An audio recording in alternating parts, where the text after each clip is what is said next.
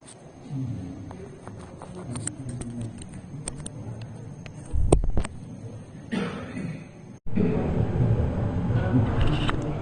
bismillah.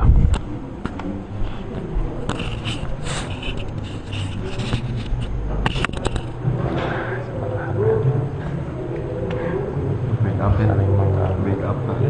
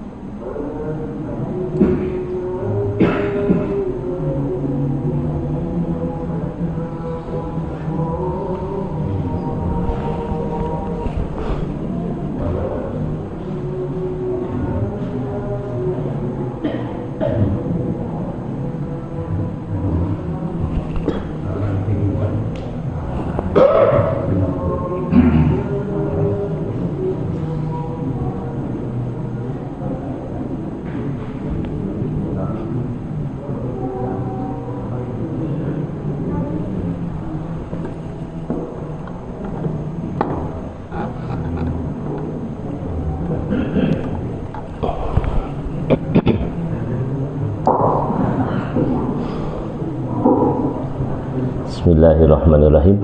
Assalamualaikum warahmatullahi wabarakatuh. Innal hamdalillah nahmaduhu wa nasta'inuhu wa nastaghfiruh wa na'udzu billahi min shururi anfusina wa min sayyiati a'malina may yahdihillahu fala mudilla lahu wa may yudlilhu fala hadiya lahu. Asyhadu an la ilaha illallah wa asyhadu anna Muhammadan abduhu wa rasuluh. Allahumma salli ala Muhammad wa ala ali Muhammad kama sallaita ala Ibrahim wa ala ali Ibrahim fil alamina innaka Hamidum Majid. Ibu dan bapak jamaah yang dimuliakan Allah, puji dan syukur sepantasnya pada pagi hari ini kita menyampaikannya kepada Allah Subhanahu wa ta'ala sebagai pemilik dari segalanya. Salawat dan salam semoga Allah tetap melimpahkan kepada Nabi Muhammad sallallahu alaihi wasallam, kepada keluarganya, kepada sahabatnya, kepada tabi'in, sampai kepada kita semua yang insya Allah berusaha mengikuti jejak dan langkah beliau. Hadirin jamaah sholat subuh yang dimuliakan Allah, saya hangatkan kembali di review kembali saya kepada pembahasan waris, dan saya mulai mengingatkan dengan ahli waris. Pengertian dan ketaatan, jalan ketaatan untuk menjalankan hukum waris secara Islam, apa yang Allah jadikan ketentuan itu sebagai jalan keselamatan. Ini jalan keselamatan. Jadi kalau kita diberi jalan keselamatan, harusnya mau dan secara senang hati untuk menempuh jalan itu. Nah, siapa yang menjadi ahli waris? Siapa yang menjadi ahli waris? Ini kalau dikumpulkan semua, kelompok laki-laki dan kelompok perempuan, ahli waris itu ada 25. Jadi ada 25 orang yang memungkinkan bisa menerima warisan. Nah, kita pecah dulu dari 25 itu, kelompok laki-laki ada 15 kriteria. Nah, untuk perempuan ada 10. Nah, siapa yang 15 dari kelompok laki-laki? Pertama, anak laki-laki dari yang meninggal. Anak laki-laki dari yang meninggal. Artinya anak benar, anak tegas, anak asli. Yang kedua, anak laki-laki dari anak laki-laki terus ke bawah. Berarti anak laki-laki dari anak laki-laki. Siapa itu? Nah, incu. Jadi cucu laki-laki. Dari siapa? Cucu itu dari si mayit. Standarnya mayit. Standarnya dari mayit. Yang ketiga, bapak dari yang meninggal. Bapak dari yang meninggal. Berarti kalau bapak dari yang meninggal itu adalah bapaknya. Ingat waktu kita mendefinisikan dari ahli waris itu, posisi waris itu di tengah, posisi mayit di tengah. Jadi kalau saya bikin cakra tanda tambah gitu nah, posisi perpaduan beradu itu posisi mayit. Nah, ke atas itu jalur abuah, jalur bapak, jalur ibu. Nah, ke bawah jalur banuah, jalur anak. Nah, yang ke pinggir itu adalah saudara mayit. Gitu cara membayangkan atau membaginya. Jadi posisi mayit di tengah, nah ke atasnya itu adalah orang tua, jalur abuah, bisa ibu, bisa bapak. Ke bawah itu banuah, ibnu, itu jalur anak. Nah, ke pinggir atau ke samping itu saudara atau istri atau suami.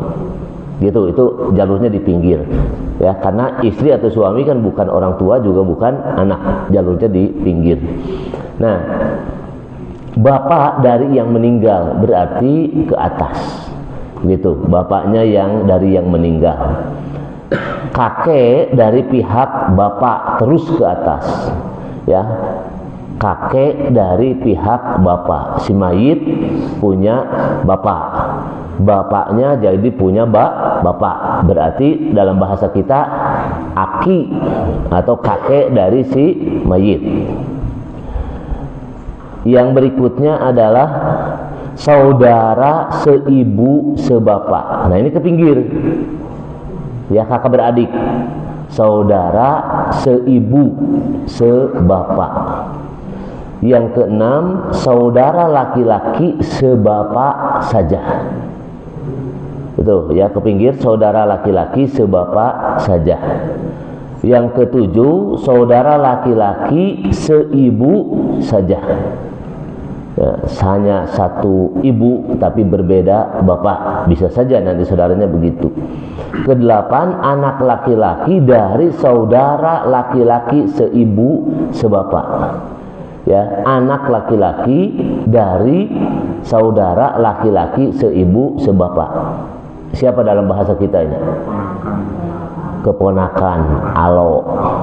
Ya, keponakan atau alo dari si mayit. 9, anak laki-laki dari saudara laki-laki sebapak saja. Ya, anak laki-laki dari saudara laki-laki sebapak saja. Nah,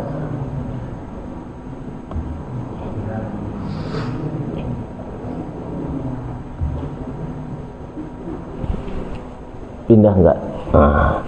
Penyakit Pak Lukman. Di sayanya pindah, di layar enggak? Aman. Oke. 10, saudara laki-laki dari bapak. Ya, saudara laki-laki dari bapak, paman, emang. Ya, ini pihak bapak yang seibu sebapak. 11, saudara laki-laki dari bapak yang sebapak saja. Ya, jadi paman tapi yang sebapak saja.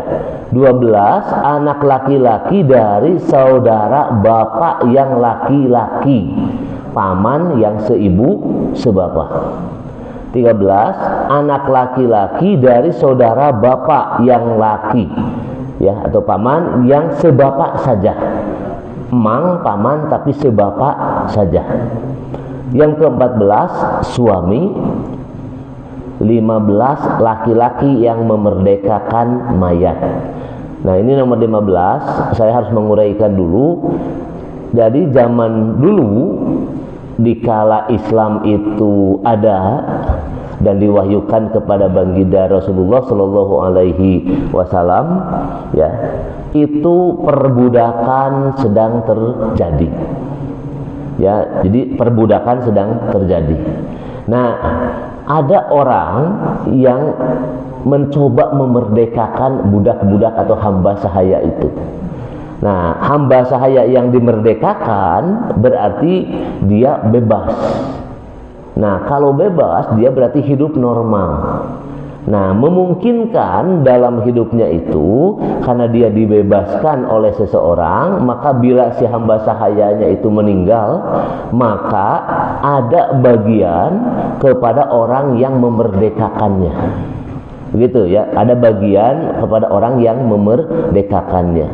Nah, ini sangat memungkinkan, Bu. Hamba sahaya itu karena biasa bekerja di majikannya. Jadi sebenarnya punya pangabisa lah begitu. Ya, punya keterampilan karena dia rajin bekerja. Nah, kalau dimerdekakan, dia bisa hidup mandiri. Jadi dulu itu banyak yang dari hamba sahaya yang akhirnya dia kalau dimerdekakan, dia hidup mandiri. Begitu ya.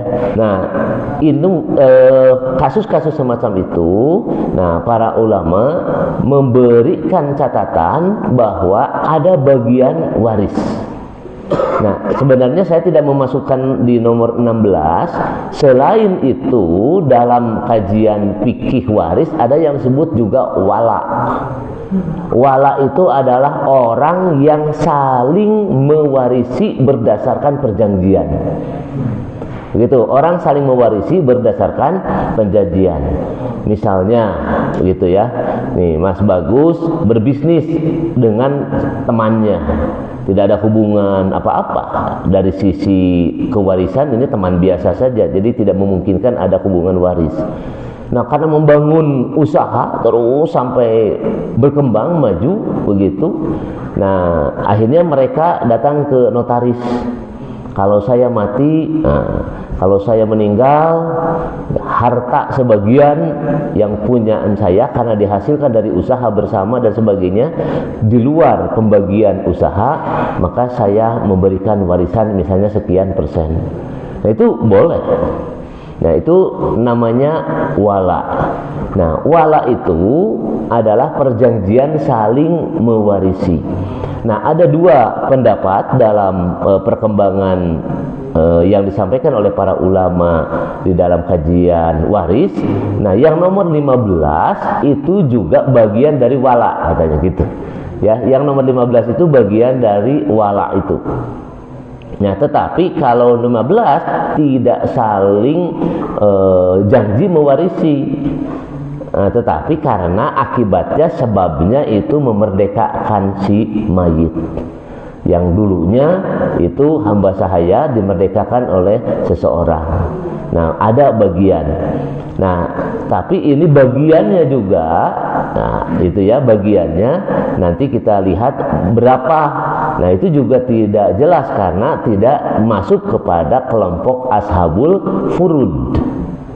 Nah, yang mana itu ashabul furud?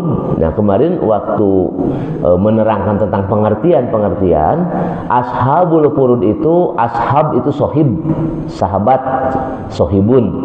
Nah, furud itu dari fardu. Ya, berarti artinya apa? Sahabat-sahabat yang fardu.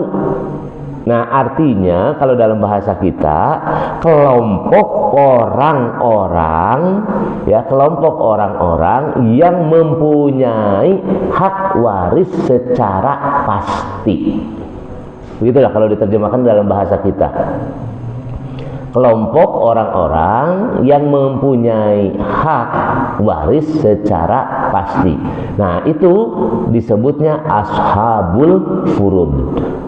Itu ya, ashabul furud. Nah, jadi yang wala ini ya, tidak termasuk kepada ashabul furud. Jadi bagiannya itu adalah berdasarkan kesepakatan atau berdasarkan kesempatan yang ada. Oke, ini adalah 15 orang dari kelompok laki-laki yang berhak menerima waris dari almarhum atau dari si mayit. Oke.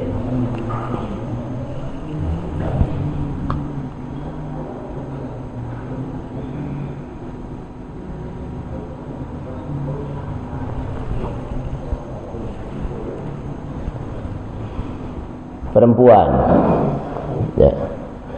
Di bagian perempuan, satu anak perempuan. Ya, anak perempuan pasti menjadi ahli waris. Kedua, anak perempuan dari anak laki-laki. Ya, terus ke atas. Ini anak perempuan dari anak laki-laki. 3, ibu dari si mayit. 4, ibu dari bapak. Ya, ibu si mayit tapi dari bapak. 5, ibu dari ibu. Ya, si mayit punya ibu lagi, terus ke atas. Jadi ibu dari ibu, terus ke atas. Selama tidak terselingi oleh laki-laki. 6, saudara perempuan seibu sebapak. Nih, saudara perempuan seibu sebapak. 7, saudara perempuan sebapak saja. Ya, saudara perempuan sebapak saja. 8, saudara perempuan seibu saja. Ke-9, istri. Istri itu perempuan ya. Nah, jadi kelompok perempuan. 10 perempuan yang memerdekakan mayat. Nah, ini yang wala tadi. Nah, ibu dan bapak yang saya hormati, berarti 10 kelompok perempuan, 15 kelompok laki-laki. Semuanya jumlah ahli waris itu ada 25. Gitu ya, ada 25. Nah, sekarang jika begitu 10 orang dari perempuan itu ada, maka yang dapat pusaka itu ada 5. Ya, ada 5. Siapa saja? 1 istri yang ahli waris itu, 2 anak yang anak perempuan, 3 anak perempuan dari anak laki-laki, 4 itu ibu, dan 5 saudara perempuan seibu sebapak. Jadi dari 10 itu hanya 5 yang bisa berdiri mempunyai hak. Nah, jika semua dari 25 itu ada, maka yang mendapatkan warisan hanya 5 orang. Berarti 20-nya tidak mendapatkan bagian. Dalam bahasa fikih waris, yang tidak mendapatkan bagian itu namanya mahjub, terhijab. Apa itu artinya kalau bahasa kita? Terhalangi. Begitu ya.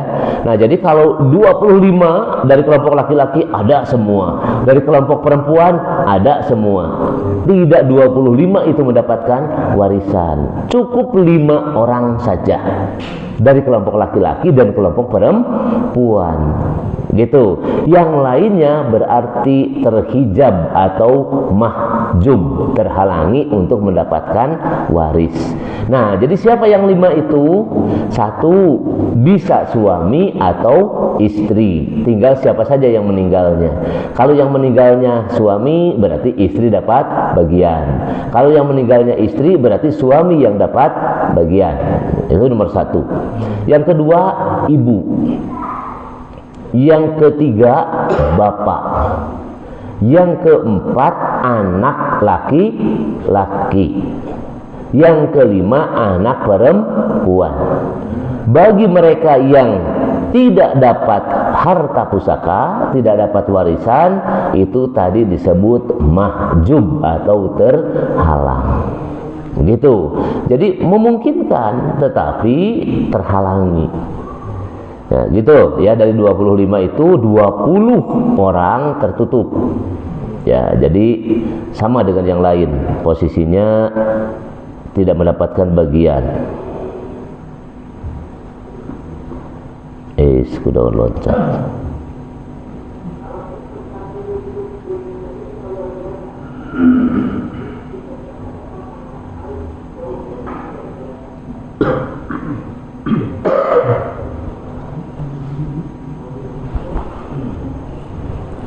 Aboten resolusinya. Ya, nggak apa-apa. Oke. Nah, jadi itu ya yang 5. Itu yang 5. Nah, jadi selanjutnya dari yang 5 inilah ibu dan bapak ya, itu yang akan kita bahas. Ya, dari yang 5 ini yang akan kita bahas. Nah, sekarang begini. Tadi saya sudah ungkit-ungkit, sudah sebut itu dengan furudul muqaddarah ya. Furud al-muqaddarah itu adalah bagian-bagian pasti, atau bisa juga disebut dengan ashabul furud. Ya, ashabul furud adalah kelompok orang yang mempunyai bagian yang pasti. Gitu ya. Nah, atau furud al-muqaddarah. Furud itu tadi wajib, muqaddarah itu dari qadar, takdir, ketentuan. Berarti diartikannya ketentuan-ketentuan yang pasti. Ini kalau ketentuan pasti tidak boleh diubah. Ya, ini yang saya sebutkan tadi, jalan selamat dari Allah Subhanahu wa Ta'ala, tidak boleh diubah, karena yang memberikan ketentuan ini adalah Allah Subhanahu wa Ta'ala. Begitu ya. Nah, ini semuanya tertera di dalam Al-Qur'an surat An-Nisa ayat 11.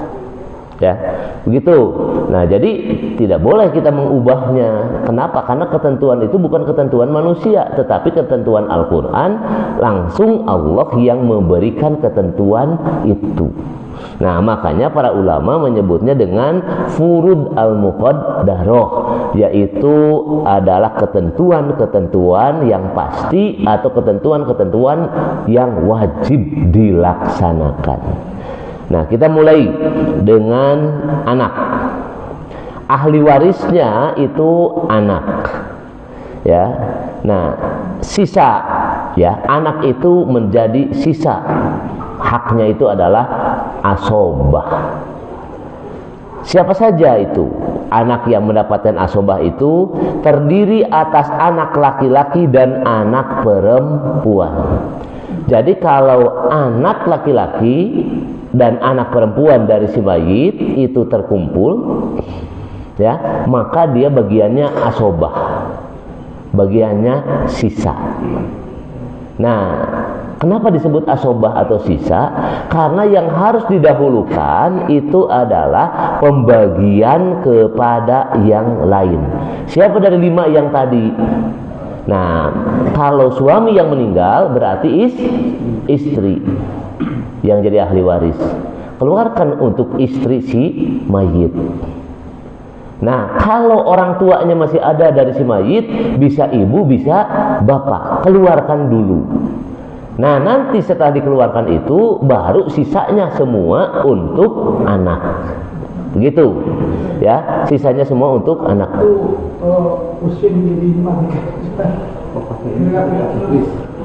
Ini teh biasanya kabel. Atau Mas Bagus, yang ibu-ibu sama begitu enggak? Sama?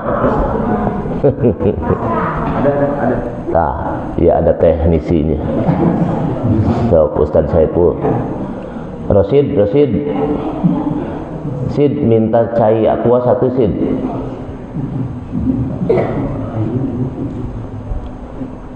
Atos itu. Sudah? Nah, jadi memang mau dipegang sama Pak Saiful.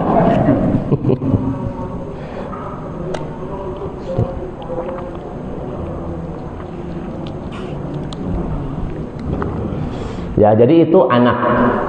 Kita lanjutkan. Nah, jadi ini anak. Nah, terdiri atas anak laki-laki dan anak perempuan. 2, anak laki-laki, ya, anak laki-laki bagiannya 2 kali lipat anak perempuan. Ya, anak laki-laki itu bagiannya 2 kali lipat anak perempuan. Bahasa sederhananya 2:1. Kalau pakai bahasanya yang di depannya 1 berarti 1:1. Pakai lagi bahasa adat kita, satanggungan berbanding saaisan. Gitu ya. Jadi kalau laki-laki itu sebenarnya susah menggambarkan kepada anak-anak sekarang. Karena kalau satu pikul, bapak-bapak itu pikul itu depan belakang. Pakai rancatan di depan carangka. Yang kenal carangka hanya saja dengan Pak Nang saja ya. Ya, karena kalau nanggung itu ya kapungkur nuju ngarit, upami ngarit itu nanggung, nah, di depan teh ini rancatan, di depan 1, di belakang 1, itu bapak-bapak. Kalau ibu-ibu di belakang digendong. Jadi memang kekuatan ibu-ibu dengan bapak-bapak pekerjaannya semacam itu gambarannya. Nah, ini 2:1. Artinya anak laki-laki 2 bagian, anak perempuan 1 bagian. 3, jika anak itu semuanya laki-laki, tidak ada anak perempuan dari almarhum itu, maka bagiannya dibagi rata. Awas, yang dibagi rata itu hanya anak laki-laki. Oke. Sekarang anak perempuan. Si mayit meninggalkan satu anak, yaitu anaknya perempuan. Maka bagiannya setengah ya dari semua harta warisan. Ya, kan begitu. Satu-satunya anak perempuan itu hanya setengah. Tidak menghabiskan warisan. 3. Anak perempuan 2 atau lebih. Nah, tadi kalau anak laki-laki lebih dari 1 bagi rata. Anak perempuannya 1 hanya setengah. Kalau anak perempuannya lebih dari 2 begitu, maka itu 2/3 ya, dibagi rata 2/3. Masih ada sisa ya, 1/3. 4. Ayah. Nah, ini ayah menjadi sisa. Kapan si ayah mendapatkan sisa? Jika yang mati atau yang meninggal tidak mempunyai anak. Jadi tidak turun ke bawah, tapi warisannya balik ke atas, ke bapak. Begitu ya. Karena tidak punya anak. Ayah bisa juga mendapatkan 1/6 jika yang mati atau yang meninggal mempunyai anak. Begitu ya, mempunyai anak. Ibu mendapatkan 1/3 jika yang meninggal tidak mempunyai anak. Ya. Sedangkan ibu bisa mendapatkan 1/6 jika yang meninggal mempunyai anak atau beberapa saudara dari si mayit. Nah, ini ketentuan-ketentuan ini fik, tidak bisa diganggu gugat karena ini adalah dari Allah ya, diterangkan langsung di dalam surat An-Nisa ayat 11. Oke. Berikutnya adalah bagian hak suami atau istri. Suami itu mendapatkan setengah dari harta warisan. Kalau suami dapat setengah, yang meninggal siapa? Istri. Jadi kalau istrinya meninggal, suaminya mendapatkan setengah atau 1/2 jika istrinya yang meninggal tidak mempunyai anak. Awas nih pengertiannya, si istri yang meninggal tidak mempunyai anak itu seumur hidupnya. Bukan tidak punya anak dengan si suami yang terakhir waktu meninggal. Karena memungkinkan si istri itu punya anak dari suami sebelumnya. Itu sama saja hukumnya si istri punya anak. Begitu ya, bukan mengartikan suami itu istrinya tidak punya anak dari dia, bukan. Seumur hidupnya memang tidak punya anak. Suami mendapatkan 1/4 jika istrinya yang meninggal itu meninggalkan anak. Nah, si istrinya itu punya anak, walaupun bukan punya anak suaminya, mungkin dari suami sebelumnya. Nikahnya pernah 3 kali, punya anak di 2 bibit. Nah, pas bersuami yang ketiga dia meninggal. Nah, dari suami yang ketiga nggak punya anak, tetap saja hukumnya si mayit itu punya anak. Gitu. Jadi hanya si suami terakhir itu berarti kesempatannya mendapatkan 1/4. Istri 1/4 jika suami yang meninggal tidak meninggalkan anak. Sama ya dengan yang tadi. Termasuk si suami itu tidak punya anaknya itu seumur hidupnya. Mungkin saja dia punya anak dari istri yang lain, begitu. Nah, jadi istri yang terakhir sebagai istri, nah itu punya kesempatan menerima waris 1/4. Yang kedua, istri bisa punya kesempatan 1/8 jika suaminya yang meninggal mempunyai anak. Saya garis bawahi dari bagian istri ini, yang dimaksud istri itu adalah istri dari suaminya semuanya. Kalau yang suami tidak ada pengertian itu.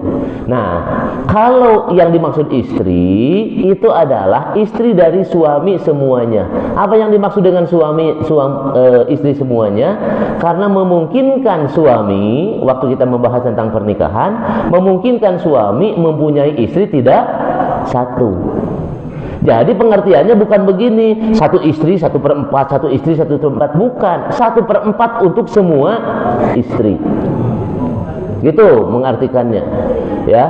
Nah, jadi kalau istrinya 4, kebagiannya 1/4, berarti seberapa ewang? Nah, 1/16 ewang. Begitu ya. Jadi bukan 1/4 satu istri 1/4, enggak. Jadi 1/4 atau 1/8 untuk semua istri yang pada waktu itu masih dihukumi oleh suaminya sebagai istri. Oke. Ketiga, saudara seibu itu beda bapak. Ya, saudara seibu beda bapak. Sekarang ke samping. Ya, saudara seibu itu 1/6. Bila yang meninggal kalalah. Ya, kalalah itu tidak punya anak dan tidak juga meninggalkan ayah. Jadi ke bawah tidak ada ahli waris, ke atas tidak ada ahli waris. Begitu, jalur orang tua sudah pada tidak ada, jalur ke bawah juga tidak punya, maka itu namanya kalalah. Begitu ya. Nah, ini kalalah. Ini dalam masih surat An-Nisa tapi paling akhir. Ya, ini tentang kalalah. Yang kedua, saudara tersebut terdiri dari laki-laki dan perempuan, itu 1/6. Yang meninggal tidak bersaudara kandung. Ya, yang meninggal tidak bersaudara kandung, artinya tidak ada yang seibu sebapak. Oke. Siapa yang dapat 1/3 dibagi rata? Jika saudara tersebut lebih dari 2 orang, maka hanya 1/3 untuk semua orang dibagi rata. Artinya semua saudaranya dibagi rata. Nah, ibu dan bapak, inilah bagian-bagian yang pasti, bagian-bagian yang telah Allah tentukan. Gitu. Nah, ahli waris kalalah ya, tadi di dalam bagian yang sudah disampaikan adalah yang dimaksud kalalah itu mayit tidak punya ahli waris. Udah ibu bapaknya sudah pada tidak ada, meninggal, anak tidak punya, memang udah tinggal dia saja begitu. Nah, itu posisi semacam itu adalah kalalah. Ya, bisa dibuka nanti di dalam surat An-Nisa 176 ya. Nah, tadi saudara kandung laki-laki sisa jika yang meninggal mempunyai ahli waris selain anak. Ya, jadi posisi anaknya tidak ada. 100% tidak ada ahli waris bagi yang meninggal. Jadi 100% jadi dikemanakan hartana. Nah, ini kalau dalam negara Islam ya kembali kepada Baitul Mal, kepada negara. Ya, kembali kepada negara karena tidak ada lagi yang lain. Yang kedua, ya ini 2 kali hak perempuan untuk anak saudara yang perempuan, atau jika bersama saudara perempuan yang laki-laki saudaranya. Ya. Yang kedua, saudara perempuan mendapat 1/2 jika tunggal dan yang meninggal itu tidak mempunyai anak saudara laki-laki. Ya, hanya satu-satunya saudara perempuan. Mendapatkan 2/3 jika saudara kandung tersebut 2 orang. Ya, tadi sudah dijelaskan kalau anak perempuan, ya anak perempuannya lebih dari 1 atau lebih dari 2. 1/2 atau setengah bagian ya untuk hak laki-laki untuk perempuan. Jika bersama-sama saudara laki-laki, maka dia mendapatkan asobah. Cuma asobahnya ikut kepada saudara laki-laki. Nah, asobah itu ada asobah ma'al goer, ada asobah binafsih. Nah, kalau perempuan ikut kepada laki-laki, nah itu berarti ma'al goer. Kalau laki-laki sendiri, anak laki-laki, maka dia asobahnya binafsih karena dirinya sendiri yang mempunyai hak langsung. Nah, terakhir ini adalah syarat ya. Yang meninggal itu meninggalkan anak. Bagi istri tadi 1/8, harus posisinya dia punya anak. Lebih dari 2, nah, si anak perempuan dia dapat 2/3. Kalau yang meninggal mempunyai anak, maka untuk anak saudara laki-laki itu bagiannya jadi sisa, gitu saja. Nah, ibu dan bapak, inilah ketentuan-ketentuan dari Allah Subhanahu wa Ta'ala yang harus ditaati, karena Al-Quran menyebutnya tilka hududullah, itu adalah ketetapan ketentuan dari Allah Subhanahu wa Ta'ala. Nah, saya pernah mengupas waktu mendefinisikan di Indonesia itu ada 3 hukum yang berjalan. 1, hukum waris Islam, yang kedua hukum negara, ya, dan yang ketiga hukum adat. Nah, ini campur begitu ya, di kita itu campur. Kadangkala hukum Islam tapi ditunggangi hukum adat. Nah, kadangkala hukum negara juga ditunggangi hukum adat. Jadi campur. Nah, bagaimana sikap pengadilan, sikap negara? Negara memberikan kebebasan kepada warganya untuk memilih. Nah, ini yang kadangkala kalau sudah terjadi sengketa waris, apalagi memakai medianya pengacara dan sebagainya, nanti pengacara akan memberikan petunjuk, milih kliennya yang kira-kira menguntungkan. Gitu ya, menguntungkan. Kalau yang sedang dibelanya misalnya kelompok perempuan, oleh pengacaranya pasti akan dibawa ke pengadilan negeri. Nah, kenapa? Karena di pengadilan negeri bagian laki-laki dengan perempuan 1/1. Nah, kalau mau si kliennya dibawa semacam itu, pasti bagiannya lebih besar. Tapi kalau dibawanya ke pengadilan agama, pasti nanti 2/1. Nah, gitu. Ini jadi semacam selera atau kesempatan untuk mencari itu.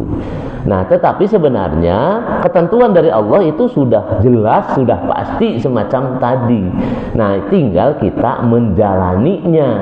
Nah, oleh karena itu pilihan-pilihan tadi itu bisa saja menjadi jebakan bagi kita dalam ketaatan menuju atau memakai jalan selamat tadi. Begitu ya. Nah, jadi inilah dalam pembagian waris. Yang kedua, saya sampaikan waktu sebelumnya, pesan dari Rasulullah bahwa ilmu waris itu ilmu yang tidak menarik untuk dipelajari. Tetapi ilmu itu dibutuhkan oleh manusia. Jadi diajarna males, tapi di ujung-ujungnya priyogi. Begitu. Kenapa? Karena perlunya di ujung. Begitu, perlunya di ujung. Ya, kadangkala kalau kita sedang begini, apalagi bapak ibu yang sudah mandiri berumah tangga, pemikiran waris nu penting mah hirup urang we. Tapi begitu orang tua meninggal, jeung dulur dengan saudara baru riweuh. Begitu, baru kusak-kusuk kumaha ieu carana dan sebagainya. Nah, itulah mungkin yang disyaratkan oleh Rasulullah SAW yang ujung-ujungnya tetap diperlukan. Nah, bahkan Rasulullah memberikan sinyal bagi si mayit, harta pusaka itu tidak menjadi amal yang berbuah sedekah. Begitu, ingat nih, warisan itu tidak bernilai sedekah. Kenapa? Ya, ari hirupnya udah dikekeuweuk. Nah, kan begitu, terang dikekeuweuk. Ya, orang masih cinta, masih suka dengan harta yang dimiliki. Apalagi kalau yang tidak punya anak. Kan begitu, dikumpul-kumpul, dah lebar, itu iya dan sebagainya. Begitu meninggal, diperebutkan. Oleh siapa? Oleh saudara, karena tidak punya anak. Begitu ya. Nah, jadi itu biasanya dimensi-dimensi sosial yang suka terjadi di lapangan. Nah, kenapa waris ini harus tertib?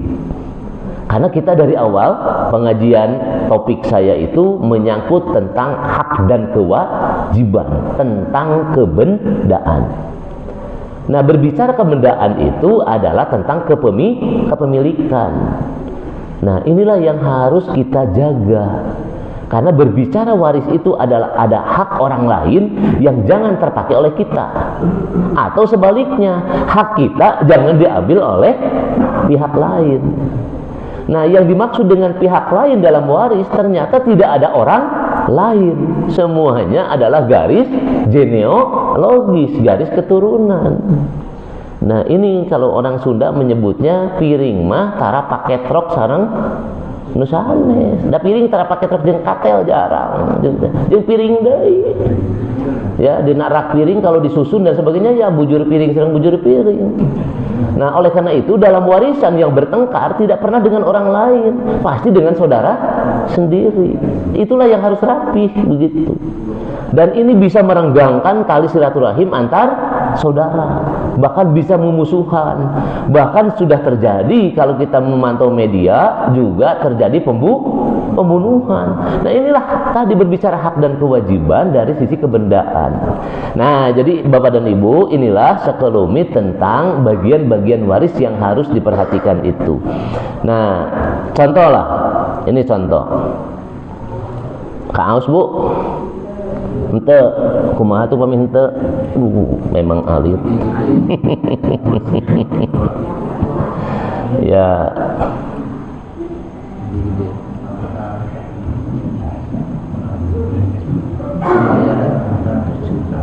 Kalau dijumkan besar sadepul keluar jadi tina rangkana. Tuh kaos ya macana kada digeser sakedap tar full screen. Full screen. Itu keluar ya. Kanan.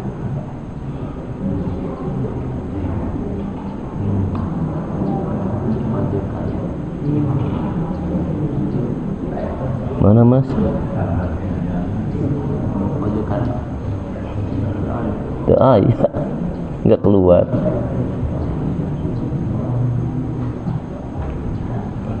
Udahlah, saya ginikanlah, baca saja ya. Nih, almarhum meninggal dunia. Almarhum itu siapa? Mayit. Ya, ada seorang jasad mayit atau almarhum meninggal dunia dengan meninggalkan harta ya sebanyak-banyaknya itu Rp 450 juta.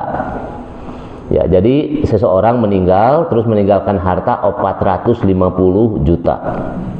Nah, ternyata si orang tersebut ya masuk rumah sakit dulu sebelum meninggal. Nah, waktu di rumah sakit itu menghabiskan biaya pengurusan di rumah sakit sebesar 50 juta.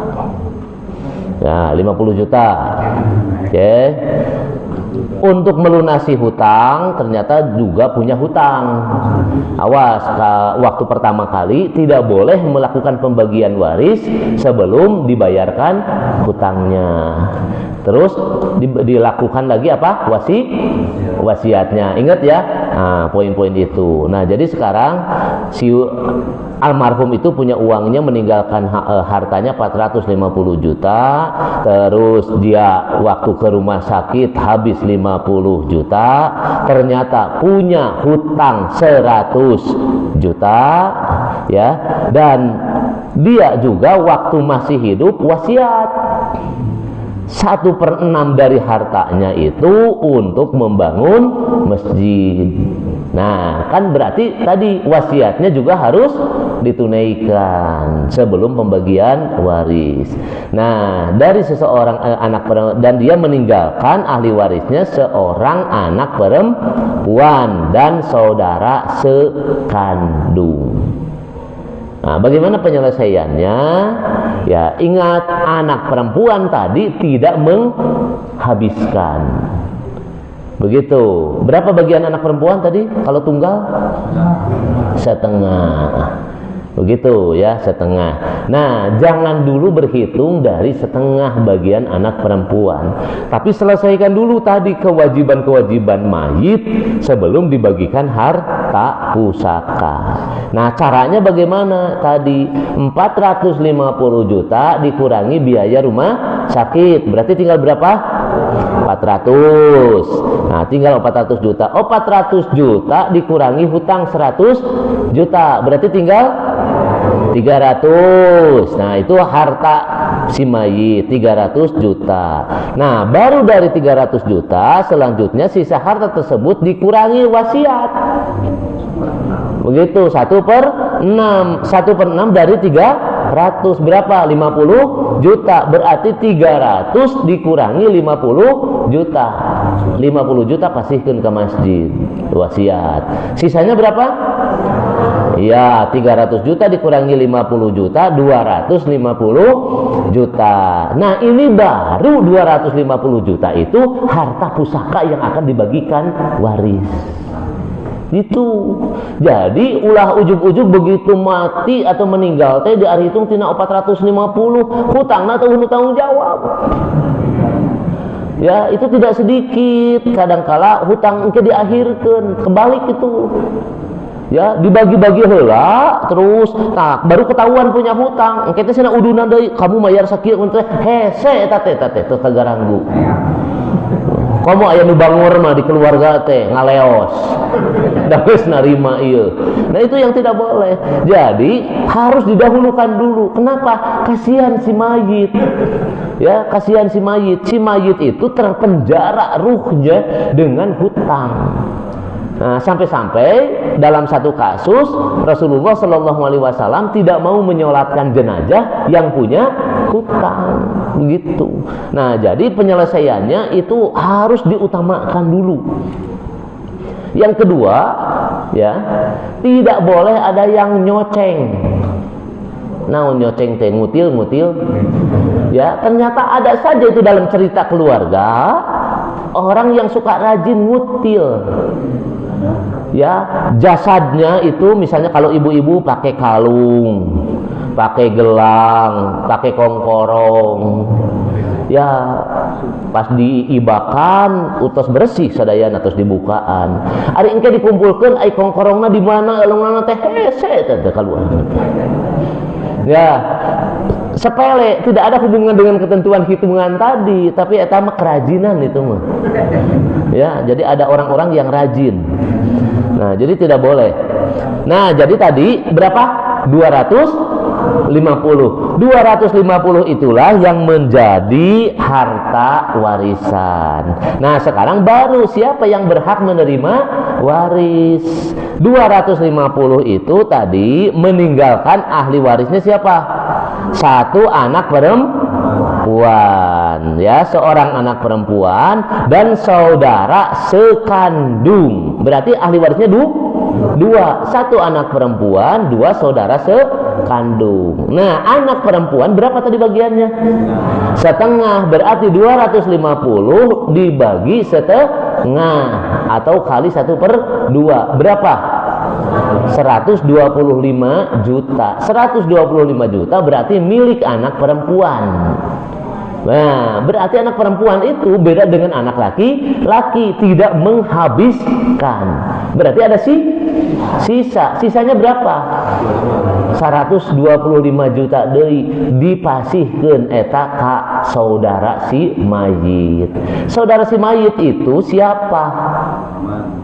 Bisa paman, bisa bibi, begitu.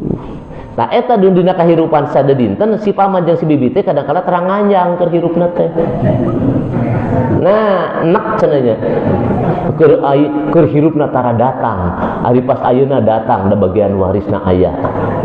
Itu mah bukan urusan hukum, itu mah. Ya, jadi ulah pabelit antara urusan hukum sareng urusan sadedinten, ya. Itu saja Bapak dan Ibu, kira-kira mempraktekannya semacam itu. Tinggal nanti ya kalau berlatih itu yang penting ibu bapak itu menghafal suami 1/2 atau 1/4. 1/2 sih bahasa Arabnya apa, saya lupa yang nggak pakai bahasa Arab. Ya, 1/2 bahasa Arabnya apa? Ya? Nisfun. Kalau orang Arab itu nus itu setengah. Jadi suami dapat nisfun. Nah, kan begitu, 1/2. Atau suami dapatkan 1/4. Bahasa Arabnya 1/4 apa? Rub'un atau rubu. Ya, nah, kan 4 itu arbaun. Tapi kalau 1/4 rubu. Ya, jadi ada nisfun, ada rubu, itu 1/4. 1/8? 8 apa 8? Sumun. Ya, jadi 1/8 sumun. Jadi suami itu bisa sumun, bisa enggak ada. Masa suami sumun? Sumun mah perempuan. Kejebak. Jadi suami itu hanya rubu dengan nisfun. Kalau istri rubu dengan sumun. Itu 1/8. 1/6? 1/6. Ayo 6 berapa 6? 6 berapa? 6 apa?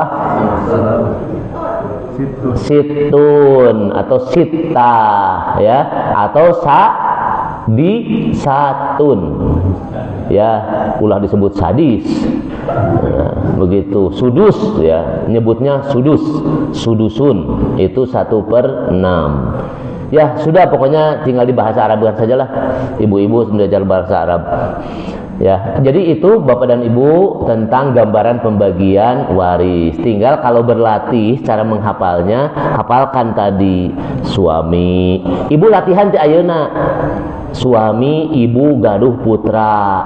Lamun suami abdi maot, abdi gak bagian sabaraha. Latihan ti ayeuna. Ya, walaupun ke ujug-ujug suami punya istri lagi yang datang pada waktu meninggal. Itu di bagian deui, eta bagian istri. Aya lah di yang begitu juga suka ada. Ya, itu saja, walau alam bisawab. Bilih ayeuna bade didiskusikeun mangga. Mangga, Pak Lukman. Bismillahirrahmanirrahim. Assalamualaikum warahmatullahi wabarakatuh. Waalaikumsalam. Alhamdulillah, ini ilmu yang luar biasa penting. Kalau tadi dari Pak Asep, saya teringat satu, jangan sampai kita memakan hak yang bukan hak kita gitu kan. Kalau orang meninggal itu udah otomatis harta itu terbaginya oleh hukum Allah, udah otomatis itu udah hak siapa. Kalau ada yang ngambil, ya dia yang zolim terhadap hak orang lain kan. Saya nggak tahu kan giliran siapa duluan, bisa aja saya duluan, bisa aja istri saya duluan gitu kan. Dan nggak terbatas umur kita gitu kan, mau tua, mau masih dihitungnya masih muda, kematian itu pasti datang. Nah, yang jadi masalah tuh kalau misalkan saya nggak kebayang gitu, selama ini harta tuh tidak pernah dibagi. Maksudnya ini punya istri, ini punya suami, selama ini kan berdua aja gitu, ini harta berdua. Tiba-tiba ada salah satu pasangan kita meninggal gitu, entah saya gitu atau istri saya, itu gimana menghitung hartanya? Yang ini hartanya itu yang harus dibagi itu segini nih, ini hartanya istri, karena kan di dalamnya ada hak anak ya, hak anak, hak segala macam. Itu gimana Pak? Menghitung harta awalnya itu, nah ini punyanya suami, gitu. Ini punyanya istri. Padahal sepanjang kita berumah tangga itu bareng aja gitu, jadinya nggak jelas gitu yang mana punya istri, yang mana punya suami. Meskipun ya mungkin kalau mobil, barang-barang yang ada tanah, sertifikat itu ada namanya ya. Tapi ya kadang-kadang kita juga pas ini udah atas nama bapak, atas nama ibu, kadang-kadang nggak terlalu mempermasalahkan, padahal didapatnya juga dengan bisa berbuat. Itu gimana Pak? Ya, terima kasih. Ini tentang status harta. Hebatnya dalam Islam itu harta itu tidak dipisah. Ya, tidak dipisah. Dalam perkawinan, kalau non muslim, terutama itu misalnya di Kristiani, itu membolehkan pernikahan itu ada perjanjian nikah. Perjanjian nikah itu suami istri, terutama di kita, kalau kita melihat itu etnis Cina terus Kristen, itu campur itu. Kalau etnis Cina terus Kristen itu campur, karena ketentuan waris Cina dengan itu juga berbeda, tapi tradisi mereka juga kuat gitu. Tradisi mereka itu kuat, karena kalau tradisi di Cina itu tidak ada pembagian waris kepada kakak beradik. Warisan itu tunggal milik anak pertama. Jadi yang dapat warisan itu anak pertama. Kalau keturunan Tionghoa Cina itu, adik-adiknya enggak ada yang dapat warisan. Gitu, apalagi kalau perempuan. Dari mana kewajiban anak paling gede ngurus adik-adiknya? Nah gitu. Nah kalau di kita mah enggak, tadi furudul muqaddarah oleh Allah sudah ditentukan, semua orang punya andil dan punya bagian yang pasti. Nah, inilah yang menjadi perdebatan di dalam waris ya. Dalam Islam itu muncul pendapat-pendapat para ulama. Begitu. Dari mana yang disebut dengan harta pusaka? Maka dalam fikih juga disebutnya warisan itu tirkah. Tirkah itu peninggalan, harta yang ditinggalkan. Nah, kalau harta itu begitu dibangun dan didapatkan dari hasil usaha bersama, maka itu semuanya tidak dibatasi dengan penamaan. Nama itu hanya ketertiban administrasi saja. Kata si istri kan biasanya engke mobil nu engal pah nami mama, mun engke meser deui bumi nami mama, terus wae sadayana nami istri. Nah, bukan berarti itu milik istri. Begitu. Jadi kalau nanti misalnya meninggal suaminya, itu karena namanya nama istrinya semua, lantas si anaknya tidak punya bagian, tidak begitu. Tetap saja itu semuanya digulung tikar dulu, dihitung semuanya menjadi harta asal yang akan dibagikan. Nah, jadi semuanya para ulama sepakat kalau harta yang dibangun dalam rumah tangga berdua. Begitu. Nah, cuma berbicara harta asal, ada komentar-komentar para ulama, harta asal itu adalah harta bawaan yang dibawa dari luar rumah tangga. Misalnya si istri mendapatkan warisan dari orang tuanya. Begitu, suami juga dapat warisan dari orang tuanya. Nah, ini perdebatan, Pak. Begitu dalam kajian fikih mawaris itu jadi perdebatan. Nah, ada yang disebut harta gonogini. Harta gonogini adalah harta bersama yang dibangun bersama selama rumah tangga. Walaupun dalam Islam tidak terlalu ngetren dan ada yang menafikan tidak mengenal harta gonogini. Pokoknya mah harta saja semuanya. Itu yang meninggal, ya sudah, yang meninggal mah berarti milik yang hidup. Begitu. Yang hidup itu ada istri, ada anak, begitu. Yang pokoknya. Nah, yang kedua, harta asal. Harta asal itu ada yang berpendapat tadi, kalau warisan dari si istri, ya nanti itu dipisah dulu menjadi harta si istri. Maka suami tidak dapat bagian dari harta istri, yang dapat bagian anak-anaknya. Begitu. Tetapi ini juga tidak kuat. Nah, yang ada adalah ketentuan semua harta kalau sudah berumah tangga, maka itu adalah menjadi harta rumah tangga. Tidak lagi melihat harta asal. Si suami atau si istri bawa warisan dari keluarganya, itu tetap saja menjadi harta asal. Sehingga pembagiannya, misalnya kalau istrinya yang meninggal, ya bagian suami dengan anaknya. Maka ketentuan si suami itu akan kembali kepada jumlah harta yang ditinggalkan oleh istrinya. Ya, harta yang mana? Yang ada dalam penguasaan rumah tangga. Kenapa? Karena toh kalau sudah berumah tangga kan tidak lagi ada hitung-hitungan itu waktu hidup itu. Ya sudah saja harta semua dalam rumah tangga itu. Nah, apalagi kalau misalnya menikahnya baru sebentar. Pak Lukman, ya kan begitu, istrinya meninggal. Nah, Pak Lukman banyak hartanya, Pak Lukman nikah lagi, karek sabulan. beristri dengan istri baru. Pak Lukmannya yang meninggal. Istri yang baru dapat warisan enggak? Dapat warisan. Jangan disebut harta itu adalah harta di istrinya yang pertama, dulu yang usaha segalanya. Enggak, yang dilihat kenyataan terakhir Pak Lukman punya istri. Senang kan istrinya? Senang, rumah tangga baru 1 bulan dapat warisan. Kan begitu. Nah, itu jangan dipisah-pisah kalau sudah begitu. Nah, biasanya itu memang yang nanti agak riweuh itu anaknya Pak Lukman dengan istrinya yang Pak Lukman yang baru. Nah, itu mah harta inung urang lolobana. Nah, kalau sudah hukum nggak bisa lagi disebut itu.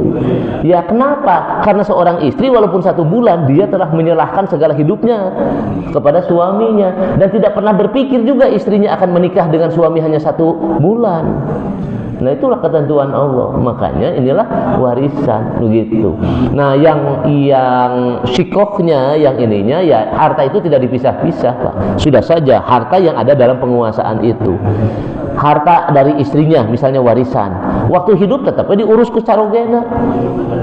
Ya, apalagi kalau misalnya dapat warisan mobil dari orang tuanya karena meninggal istri Pak Lukman teh. Anu nyuci mobil saha? Pak Lukman datara istrina. Anu nyerep istrina. Nah, dari palebah meninggal itu bukan harta Pak Lukman juga. Nah, jadi enggak begitu. Ya, apalagi kalau di kampung bentuknya sawah dan sebagainya. Pan anu ripuh mah tetep carogena. Ai palebah maot eta mah harta istrina pisahkeun. Har ari baheula keur hirup kita disebut harta istrina. Kaduhung diurus kan. Nah, jadi tidak ada pembagian itu. Harta saja yang ditinggalkan dikala ada seseorang meninggal dunia. Ya, wallahu a'lam. Mangga atau itu genep langkung. Cekap. Ya, kalau cekap alhamdulillah wa syukurillah mangga urang ngadoa ka Allah Subhanahu wa taala. Alhamdulillahirabbil alamin hamdan yuwafi ni'amahu wa yukafi majidah. Ya rabbana lakal hamdu kama yanbaghi li jalali wajhikal karim wa adimi sultanik. Allahumma ighfir lil mu'minina wal mu'minat wal muslimina wal muslimat al ahya'u minhum wal amwat bi rahmatika ya arhamar rahimin. Allahumma ya Allah ya Razzaq ya Razzaq ya Razzaq. Engkaulah pemilik harta ya Allah, dan Engkaulah yang akan mengambil semua harta kami ya Allah. Allahumma ya Allah, Engkau telah memberikan ketentuan pembagian harta itu melalui tirkah atau pembagian waris ya Allah. Berikanlah kepada kami semua petunjuk kekuatan supaya kami bisa menjalankan hukum yang Engkau berikan dalam kehidupan kami ya Allah. Allahumma ya Allah, kami semua berlindung dari mendapatkan harta melalui warisan ini. Mudah-mudahan menjadi harta yang berkah dalam kehidupan kami ya Allah. Allahumma ya Allah, dengan keberkahan dan ketaatan kami menjalankan itu, menjadikan juga bagi orang-orang yang kami cintai yang mewariskan harta itu kepada kami juga menjadi kesolehan dari kesolehan kami semua ya Allah. Rabbana hablana min azwajina wa dzurriyyatina qurrata a'yun waj'alna lil muttaqina imama. Rabbana faghfir lana dzunubana wa kafir 'anna sayyi'atina wa tawaffana ma'al abrar. Rabbana atina fid dunya hasanah wa fil akhirati hasanah wa qina adzabannar. Walhamdulillahirabbil alamin. Assalamualaikum warahmatullahi wabarakatuh.